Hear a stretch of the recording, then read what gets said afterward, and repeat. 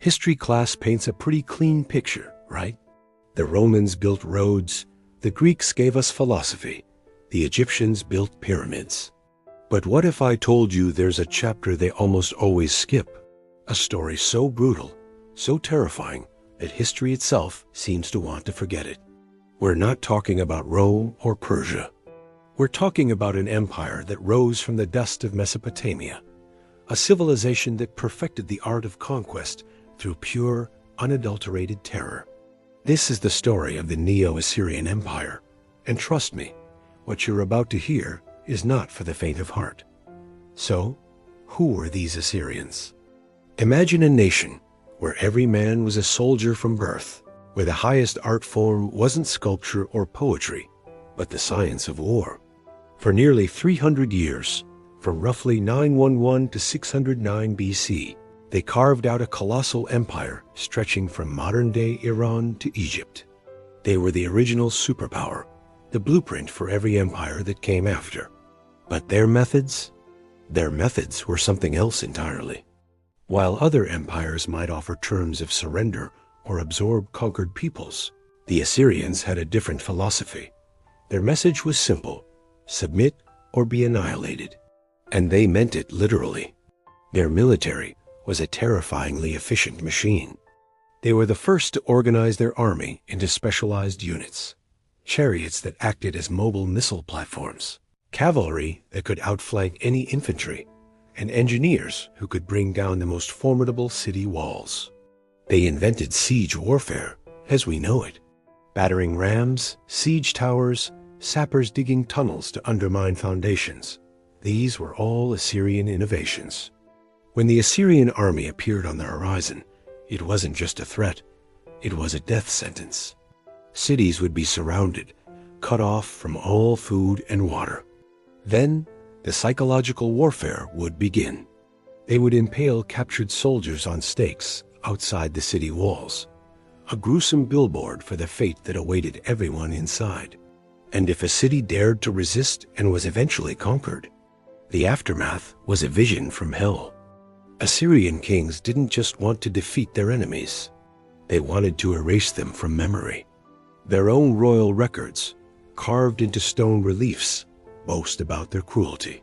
King Ashurbanipal, one of their most infamous rulers, bragged in his own inscriptions, "I built a pillar over against the city gate, and I flayed all the chief men who had revolted, and I covered the pillar with their skins. Some I walled up within the pillar, some I impaled upon the pillar on stakes." Think about that. Not just killing, but a ritualistic, public display of sadism designed to terrorize anyone who even thought about defiance. They flayed people alive, created pyramids of severed heads, and blinded entire populations. But perhaps their most effective and chilling policy was mass deportation. After conquering a region, the Assyrians would forcibly march tens, sometimes hundreds of thousands of people from their homelands, and resettle them in distant corners of the empire.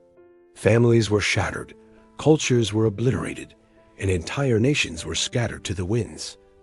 This wasn't just random cruelty. It was a calculated strategy. By mixing up populations, they destroyed local identities and loyalties, making it impossible for rebellions to organize. The famous lost 10 tribes of Israel from the Bible? They weren't lost. They were victims of this very Assyrian policy, deported and assimilated until their identity vanished. This was cultural genocide on an industrial scale. The capital city, Nineveh, was said to be a wonder of the ancient world, filled with magnificent palaces, lush gardens, and libraries. But this splendor was built on a foundation of blood and tears. The wealth that flowed into Nineveh was plundered from 100 conquered cities. The labor that built its walls was provided by countless slaves captured in war. The entire state was a parasitic entity, feeding on the suffering of its neighbors. The Assyrian king was not just a ruler. He was the earthly representative of the war god Ashur, and conquest was a sacred duty. Peace was never the goal. The empire was in a state of perpetual war, because that's what its ideology and its economy demanded. So why don't we hear more about this? Why does Rome, with its gladiatorial games and crucifixions, get all the attention? Part of the reason is how the Assyrian story ends. An empire built on such extreme brutality inspires an equally extreme hatred. For centuries, the subjects of Assyria simmered with resentment, waiting for a moment of weakness. That moment came around 612 BC. A coalition of their enemies, the Babylonians and the Medes, united with a single purpose: to not just defeat Assyria, but to wipe it off the face of the earth. They laid siege to the supposedly invincible capital of Nineveh. When the city finally fell, the revenge was absolute. The grand palaces were looted and burned to the ground. The population was massacred. The victors were so thorough in their destruction that the mighty city of Nineveh, the center of the known world, was abandoned and buried by the sands of time.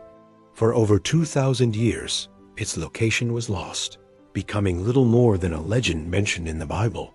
It wasn't until the mid-19th century that archaeologists rediscovered its ruins, unearthing the stone reliefs that told the Assyrians' own brutal story. History, it's said, is written by the victors. In this case, the victors were so successful in their quest for vengeance that they almost erased the loser from the historical record entirely. The story of the Assyrians serves as a chilling reminder that the ancient world was far darker and more complex than our sanitized textbooks would have us believe. It shows us the terrifying efficiency of systematized state terror and what happens when an empire's entire identity is based on violence. It's a part of our shared human story that's uncomfortable and disturbing, but one we need to remember. Because understanding the depths of our past is the only way to ensure we don't repeat its darkest chapters. What do you think? Was the Assyrian Empire truly the most brutal in history? Or is there another contender we should talk about? Let me know your thoughts down in the comments. And if you found this dive into the dark side of history as fascinating as I did, make sure to hit that like button and subscribe for more stories they don't teach you in school. Thanks for watching.